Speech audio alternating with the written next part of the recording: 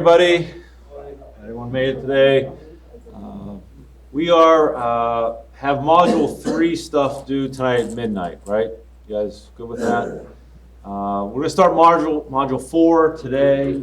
Module 4 is about graphs and financial functions, some financial functions. And some of this will be review from Stat 301, some of you were in Stat 301 just last semester. But there's also some other things we'll talk about in this chapter that are brand new to you. Things like sparklines, things like data bars, and some other things that we'll do. So let's go to module 4. And I have this due tentatively next Monday at midnight, but we'll see how we go. Let's go to module 4, data files. Let's go to module. And let's open up the backspace workbook.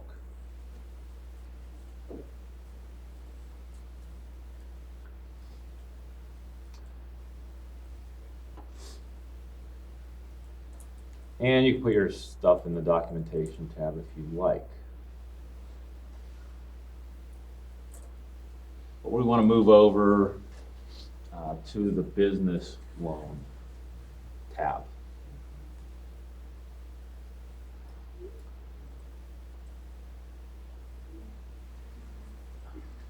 So some of you are finance majors or maybe double majors in finance. So Excel has a lot of built-in financial functions for things that I know you've used in maybe either corporate finance or an upper level finance class. Things like net present value, internal rate of return, return on investment. And what we're going to look at today is more so this can be used for loans, anything that is interest driven, or investment options. So we were working for Backspace Gear, and it turns out that they want to take a loan. So we're going to go to the business loan tab, and in the PV, which stands for the present value, we're going to put $150,000. So we're going to take a $150,000 loan, and we're going to borrow that money at 6%. So put in 0.06.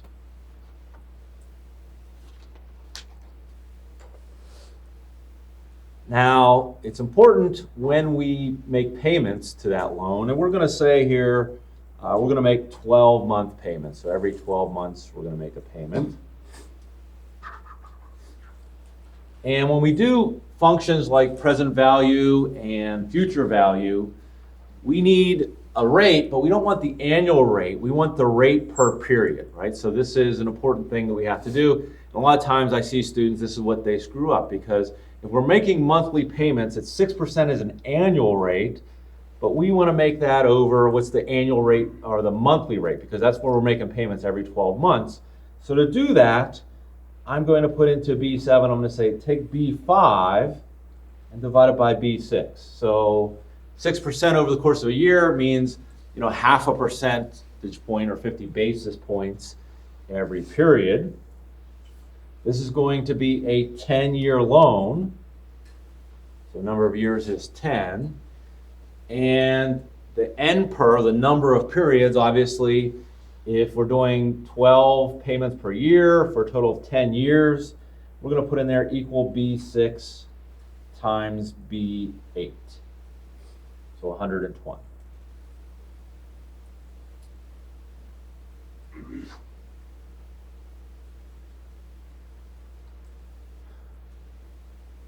Okay, so the things in parentheses, you notice the PV, rate, NPER.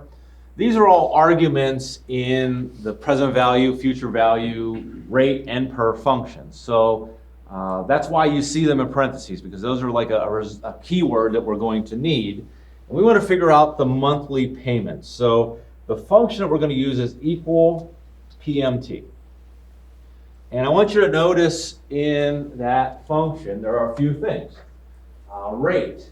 And notice it's going to be the rate per period. So we're not going to give it 6%, we're going to give it 0.50, the number of periods. So that's where we got that 12 times 10, because we're making 120 payments.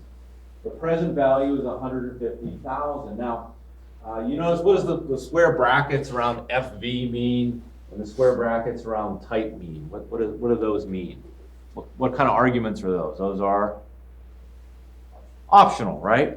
So if I were paying this down to maybe $100,000, and at the end of 10 years I had a balloon payment, meaning I still owe $100,000, we would put $100,000 here. But typically, what do we pay down to? We pay loans down to 0, right? So that's why it's, if you don't put anything there, it's assumed to be 0. Does that make sense?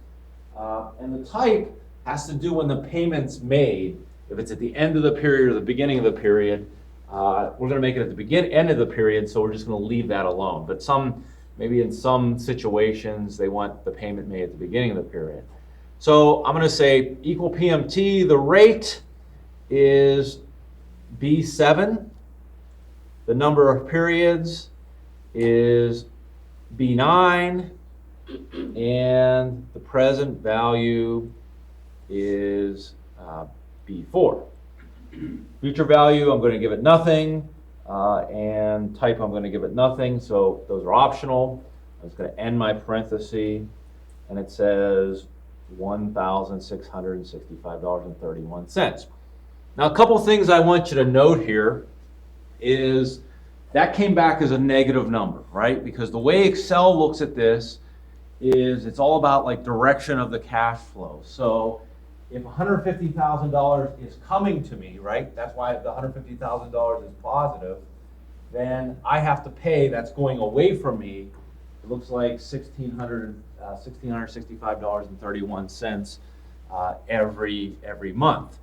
The annual payment then would be simply B11 times B6, because we're making 12, so I'm paying $19,000 a year.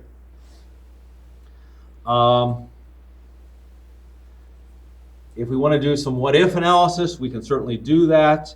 If we want to see, if we change the present value to $250,000, what does that do to our payment?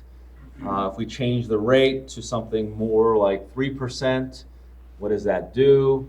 All those things are very useful. Now, I don't know if I did this in this class. Do you guys know what an amortization table is? This isn't in this module, but I think it makes sense to go over that. You guys know what an amortization table is? Lauren knows. What's that? It's like your payment or your loan. You have payable that 1%, 2%, 3%, 4%, 5%. Okay. Right. So an amortization table for a loan basically says, how does this go away? Like we make these payments at this rate, how does it get to 0? We want to understand that.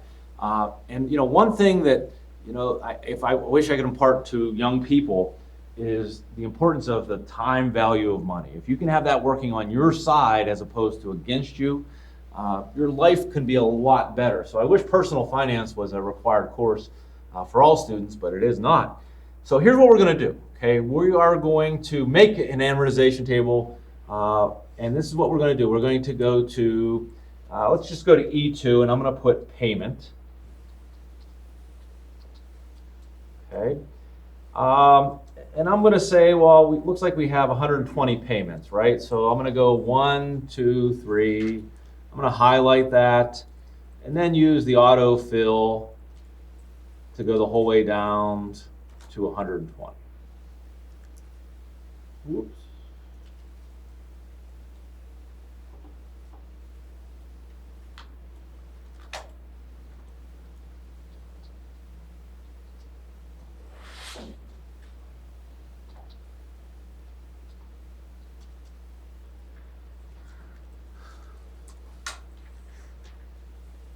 So when we make our, let's leave it at this. Well, let's go to I don't know. Let's make it 6%. So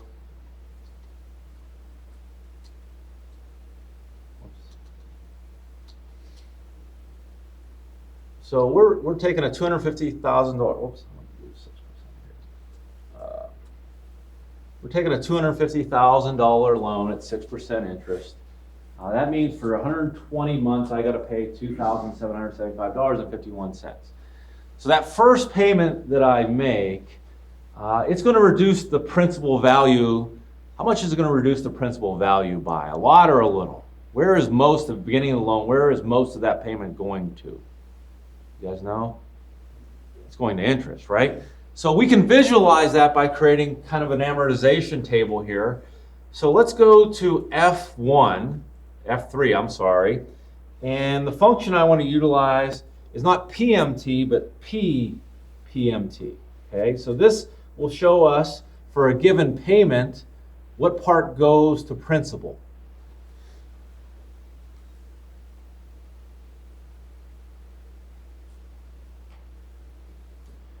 So you see there's some reserved words it needs there. It needs rate. So let's click on, and it's the rate, the per period.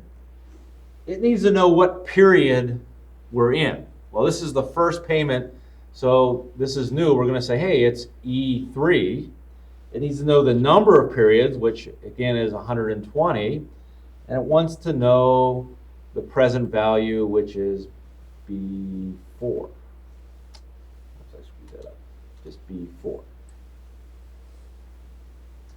So B7 is the rate, E3 is the period, B4, I screwed that up. The number of periods is B9, comma, the present value is B4. There we go. So that's what we want. B7, E3, B9, B4. And if I hit enter, it tells me of that first $2,700 payment, looks like $1,500 of that is going to my principal. Okay, that's paying down the principal. I'm going to copy this down, and what should I make absolute and what should I make relative? So I'm going to copy this principal formula down for the 120 periods. Brandon? B7 should be absolute. Okay, B7 should be absolute, so I'm going to F4 that guy. Oops. Went too far. Oops. B7 should be absolute. And B9 and B4 should be, right? Yeah. E3 is the only thing that should be relative. So I'm going to drag that down the whole way to 120.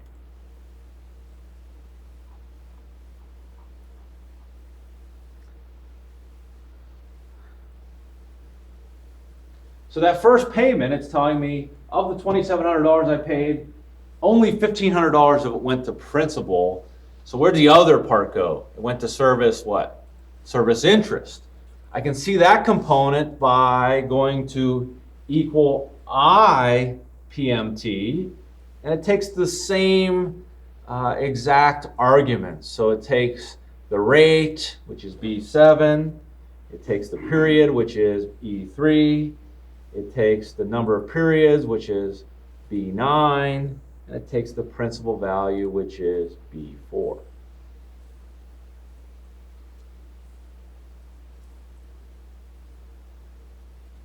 And the same thing, I'm going to make everything absolute except for the E3.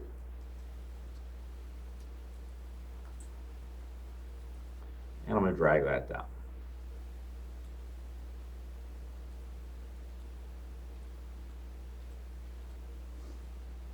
You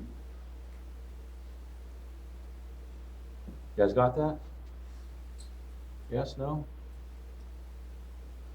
And then just do total payment here, because if you think about it, and this is, I know what it's going to be, but let's show you. So total payment, I can spell payment, is going to be F3 plus G3.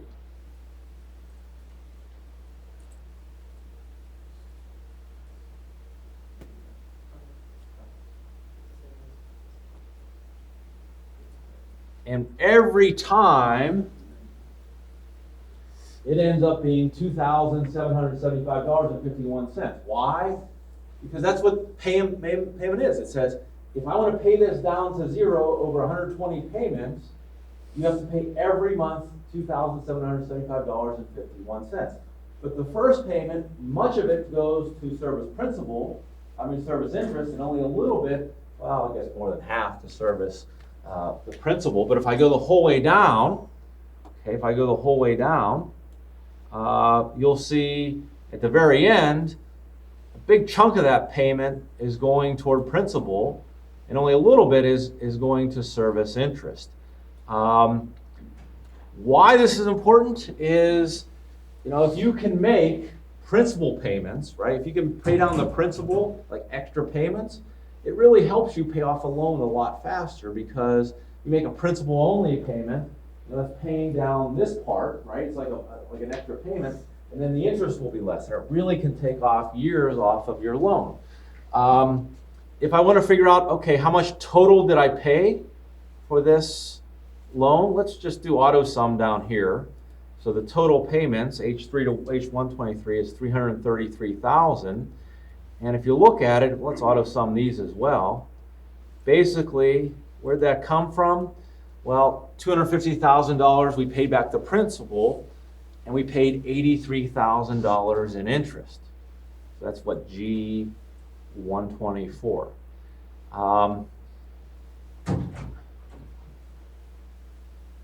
So let's change the rate a little bit. Let's make it a 3%. Okay, and see what happens. We go down. Now instead of paying, $83,000 over the course of 10 years, I'm paying $40,000. So you think about it, like small changes, 3% and 6%, you're saying, that's not a big deal. My payment's looks like the payment was only like $400 or $500 difference. But over the course of that loan, it matters $40,000. So, if you guys ever gone for bought a new car or a used car? No? What is the dealer typically, you ever gone with your parents maybe? The dealer typically wants to talk to you about what? Not price, but what? Yeah, they want to talk to you about payment. Why? Okay. But what also does it do? You're right. What also does it do? It distracts them from how much you're actually paying for that vehicle, right? Because they say, you can afford $500 a month. Sure, I can. But maybe for that $30,000 vehicle, I end up paying $43,000 because of the interest terms, whatever it might be. So, I always think it's best to talk when you go to, a car dealer, talk about price. Don't even worry about the finance. Don't worry. Be smarter than them. Say, I can figure out the payments. I can figure out, I have a relationship with the bank. I know what the rate is. I want to talk about the price. I don't want to talk about the payment. That's what they want you to do. How much payment can you afford? Because they want to distract you from the price, distract you from how much you're paying for this vehicle. You guys, that's a trick, So be wise to that. So this is a good example. Now, let's do this. Let's make this let's put it back to 6%. And instead of a 10-year loan, let's make this a 30-year mortgage. So I want to put 30 there, okay?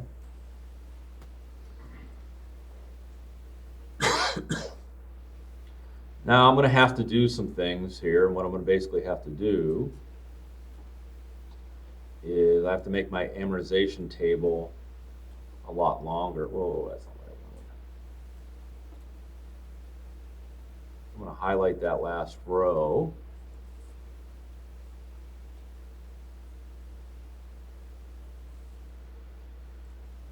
Yeah, let's drag this down to 360.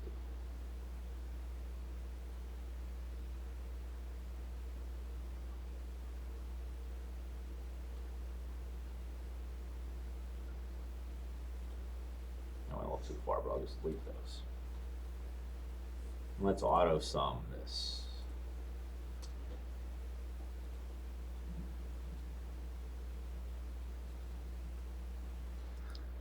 So this is a different example, but this is a $250,000 mortgage that we pay monthly, okay? And over the course of that, at 6% interest, we pay $250,000 principal back, but we pay $289,000 in interest. So we're really paying $539,000 for that house. And if we look, I'm just going to bring this, what is it, equal, was it 365? So let me just show it up here so I can do what if analysis up here. Equal F365 equal G 365. I'm just moving them up here so I can see them on the same screen. And look what like 1% difference does here. So we went from $289,000 in interest to $233,000. That's $60,000 basically, and that's real money. That's not, I know you can defer that. I mean, you can deduct that, but $60,000 over the course of 30 years is real money, right? That's only 1% change. If I go to like something like this, if I go to a quarterly kind of deal, so I go to 4 now. There's not going to be as many payments, so this table is going to kind of get crushed here because we only pay 4 for, it'll only go to 120 now. But if we look at this, let me just auto sum here.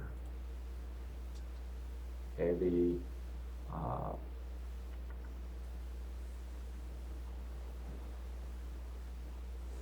oh no, that's going to be worse because we're only paying 4 times. Oh, I know what I want to show. If we do, there's something called a bi-weekly mortgage. So instead of paying once per month, you pay half every 2 weeks, and you kind of get an extra payment. We used to do that at the bank, and it would take off tens of thousands of dollars of interest. So this isn't configured to show me that well, but anyways, that was all tangential. But I want you guys to understand the time value of money. And that's what that was meant to show you. So let's go forward here. So let's go to the loan. Let's go to the cash flow projection tab, projected cash flow. And in B20, it wants us to basically say that we're going to pay $20,000 for a loan. I know I bastardized that, but let's just say $20,000 so that keep it consistent with the course.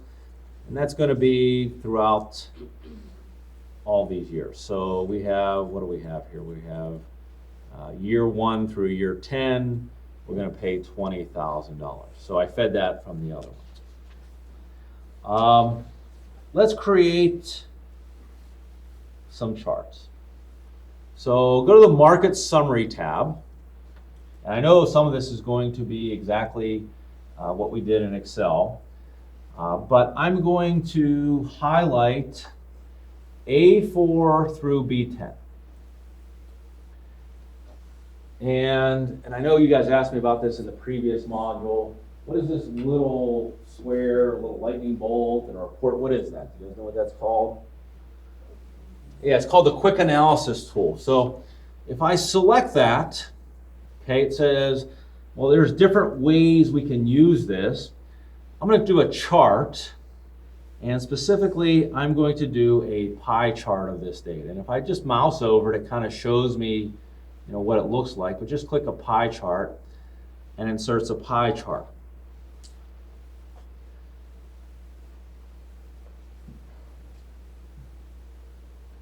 Let's move this chart down below.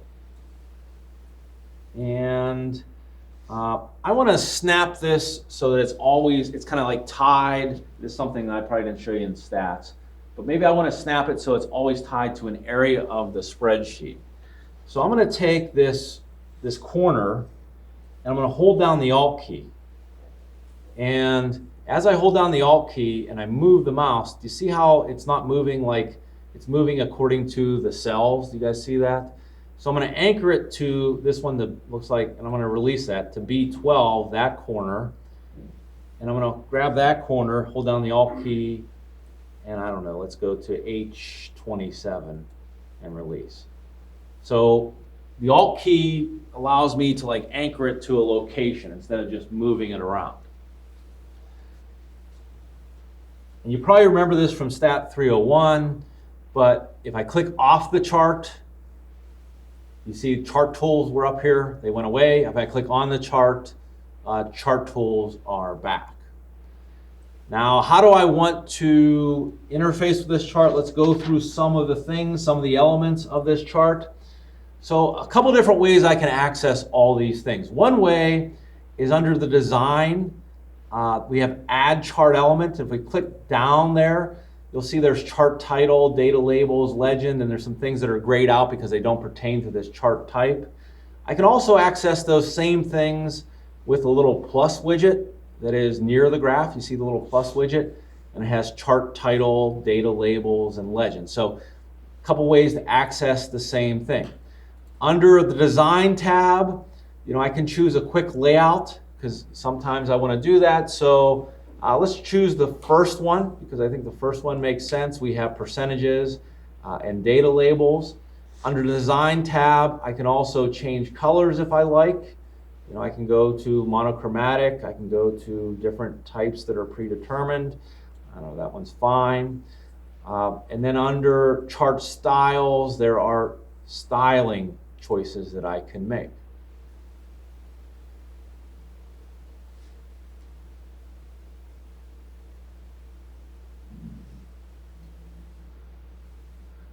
Now, when I look at a chart, when I look at a chart, I may want to change something like the title total is not a good title. I want to change the title. One of the things I can always do is just click on it and begin typing.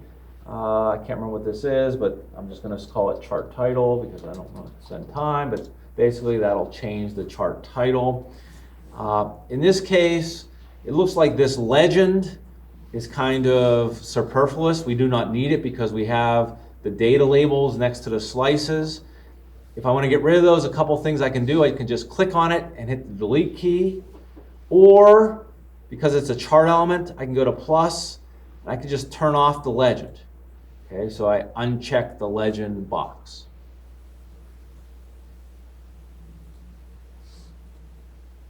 The other widgets over here, if I click on the filter, and this isn't going to make much sense for this case, but maybe I want to filter out the travel. Okay, I can unfilter out the travel. It doesn't really make sense to do that in this one. I only want to shield the travel. That doesn't make sense. That's for filtering. It would make more sense when we had a column chart. We'll do that a little bit later. The paintbrush, is for coloring. So we can change things there. Just another way to interface with the chart. Okay. I'm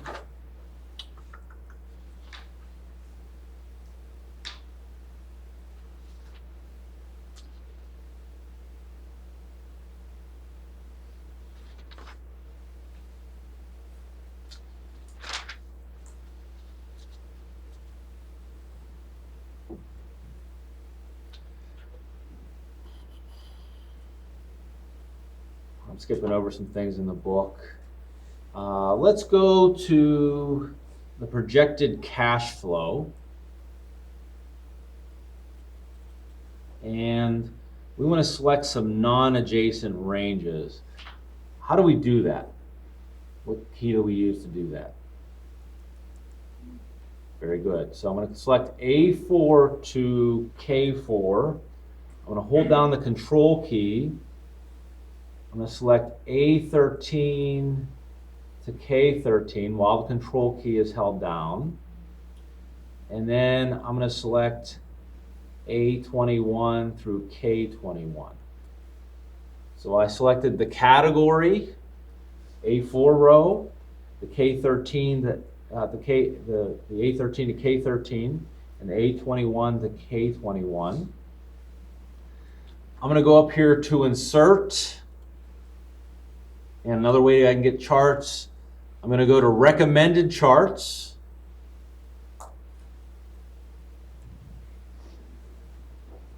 And I'm going to select the clustered column.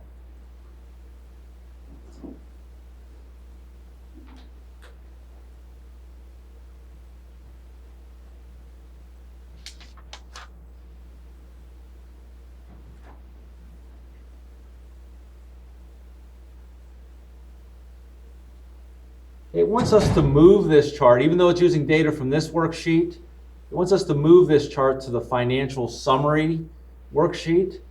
So under design, there's an option that says move chart. You guys see move chart? Select on move chart.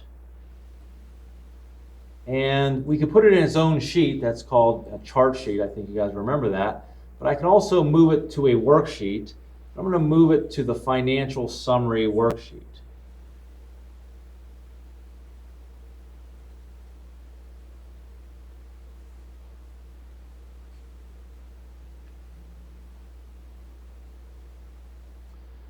It wants me to park this, I guess, if you will, to E4. So I'm going to hold down the Alt key. E4 is that corner. And it wants the other corner to go to, it looks like L20.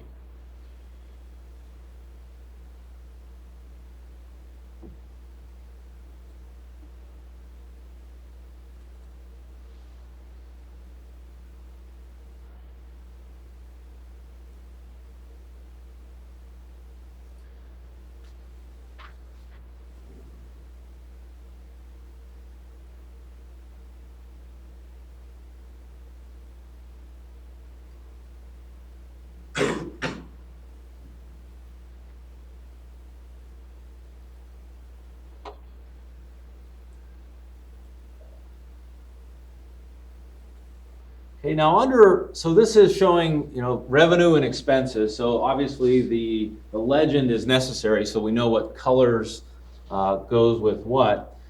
This is called a clustered column, but let's go up to change chart type and look at a couple other column charts we can use. This one is called a stacked column. So let's look at a stacked column. So click on stacked column under change chart type and take a look at that. What this is doing is showing us revenue and expenses combined. So the height of the bar represents total revenue and total expenses. And the blue portion represents the revenue, and the orange represents expenses. In this case, I probably wouldn't show this as a stack column because revenue and expenses work against each other. But maybe if I was showing two types of revenue, it would make sense to show total revenue along with the makeup of that revenue. So I probably wouldn't use that in this case, but I want to show you that option. Go up to change chart type again and look at 100% stack column. So this one is showing a little bit different. It is showing each unit as 100% and showing the mix. So it doesn't show the value, it shows the mix, if you will. So it's not showing that growth of both revenue and expenses. It's saying everything is geared off 100%. So it's kind of like every bar is like a little pie chart in itself. Once again, that probably doesn't make sense for this type of graph. So I'm going to undo, and go back to where it was.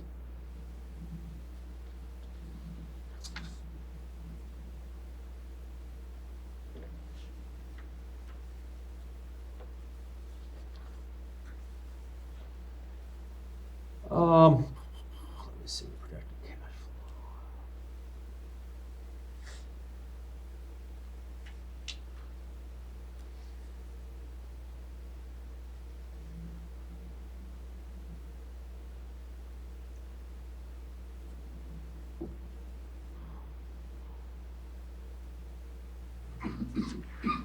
flow. All right, let's leave it at that for now. Okay, the next section, so you guys, we're pretty familiar with charts, right? We've done them in stats. I don't want to spend too much more time on them.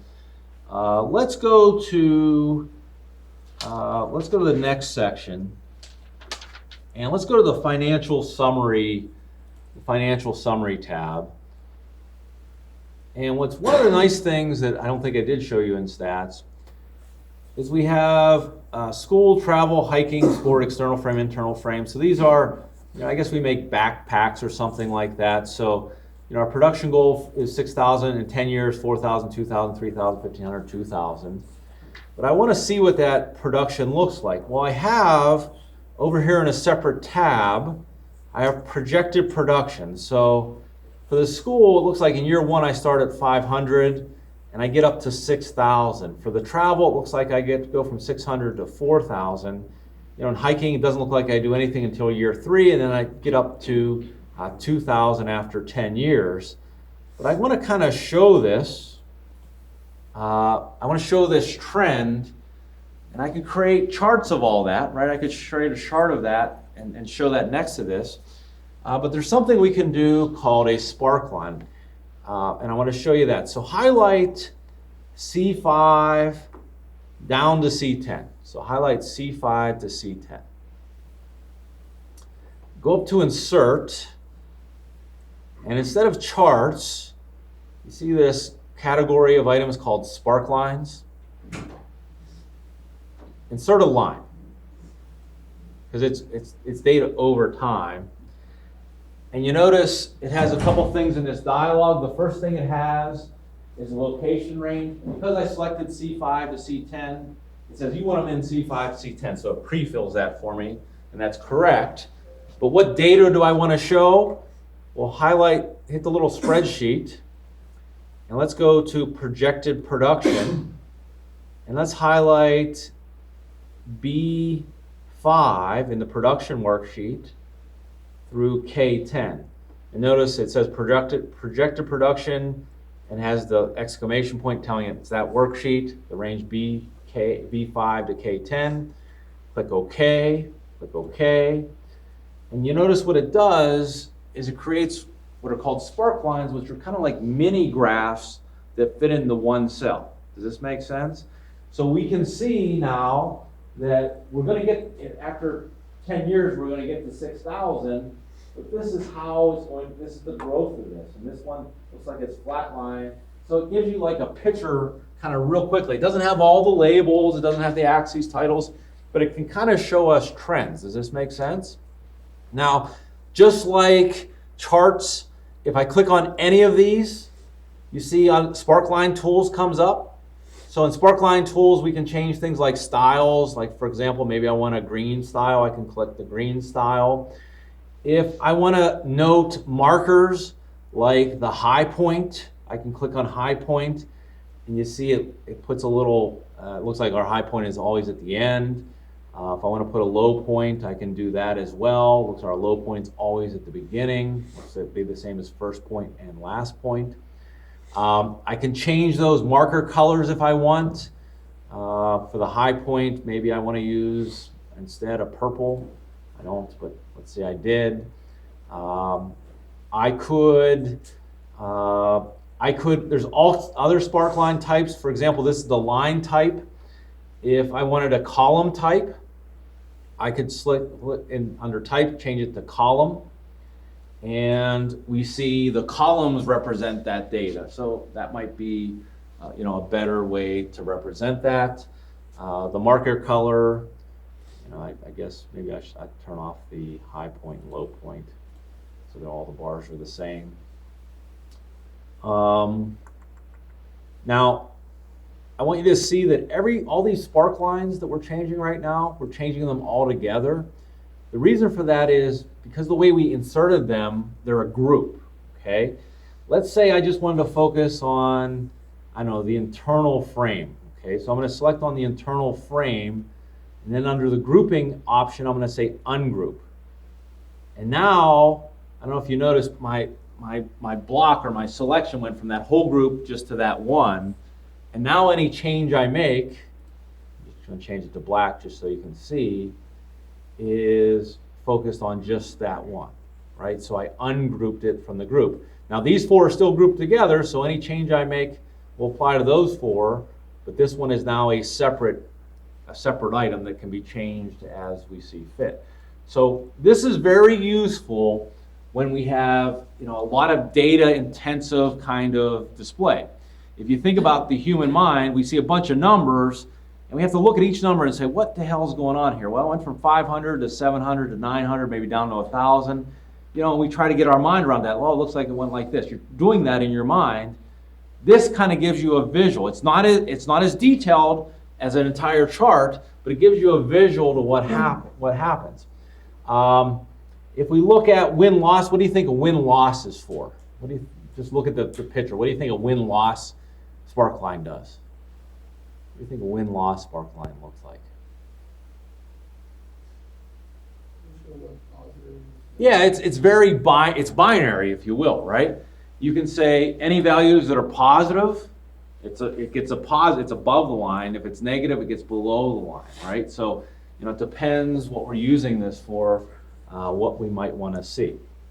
I think that's about all I want to show you for sparklines. Those are very powerful, though. I'm going to skip ahead here a little bit.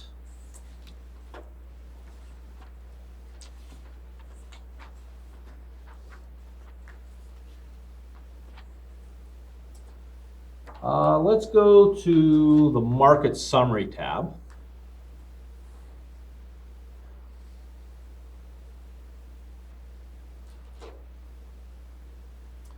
So sparklines are a way to put little mini graphs into cells.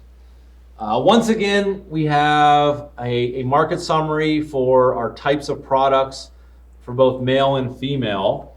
And the numbers, right, they're numbers, so I have to kind of get my mind around it.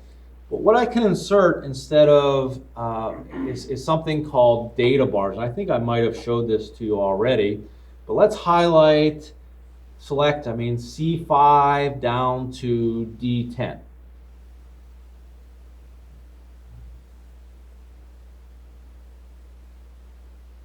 And this is kind of, I don't know why they placed it here. I would think they would want these data bars where sparklines are, but they placed it where conditional formatting is. Let's go to the Home tab, do conditional formatting, and click on data bars. And let's do a green gradient fill. Now let's do solid. Let's do green data bar, solid fill.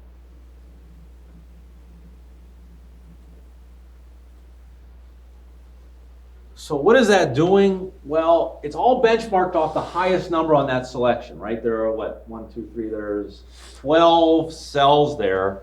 The highest one is 97. The lowest one is 6, right? So everything's benchmarked off that 97. If I change this 6, if I went in and changed this data, and I made this, 200, you'll see now everything is benchmarked off that 200. You'll see the 97 is about half of that. The 81 is, about 40% of that. The 10 is about 5% of that. If I change any of these numbers, right, that bar grows to represent that number on the scale of the highest number. Does this make sense? Okay.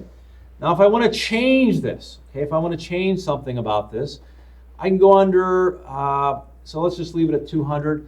I can go to conditional formatting, and remember the manage rules. Go ahead, Kira. So if you just highlighted just women, then that would different? Yes. So if I did, let's clear rules. Let's clear rules from entire sheet. Okay, so that'll go away. And let's just select women and go to conditional formatting, data bars, solid fill. Now everything is based off of just the women category, right? So, obviously the men don't have any data bars. If we make this, 5, now 97 is the biggest one.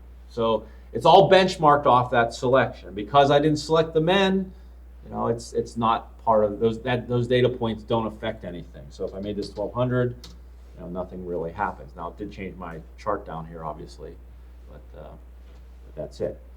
Now sometimes these data bars might obscure the data itself. Like, I don't think it's a big deal, but that bar goes the whole way to 97. If we go to conditional formatting, manage rules, and let's go to this worksheet because my selection wasn't there. And I'm going to go to edit rule.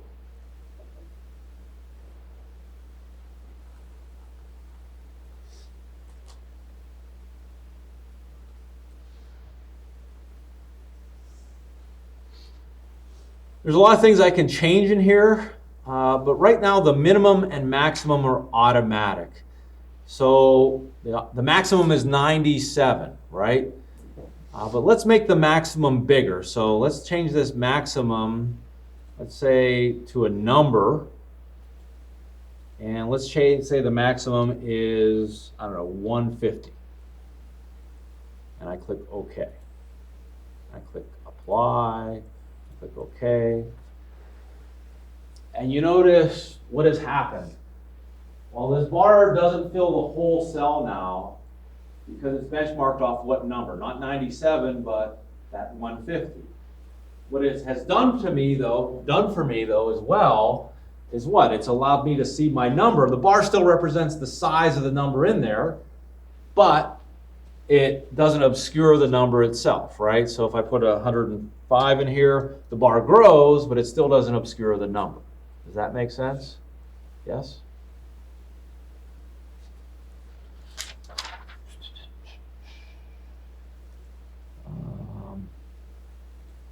Let's go to Manage Rules again. Go to Edit Rule. I guess I could also change that maximum number. That's good for now. All right. So it looks like we have 2 minutes. What we're going to do so you guys have some work to do for tonight if you haven't done Module 3 stuff. I'm going to stop recording here. And Wednesday, we're going to finish up Module 4. There's some different chart types we need to go through. We'll probably do one of the assignments together on Wednesday. But any questions on anything that we did so far? We haven't done combination charts. We should do those. That's when you graph two things on one chart. You have a primary axis, secondary axis. And Excel, I believe in 2016, has added some new chart types. I haven't used them much, but like there's a waterfall one, there's a tile one, and kind of show you those and see what purpose they might have. There's a wheel one, kind of play around with those a little bit. All right, so any questions? All right, have a great day.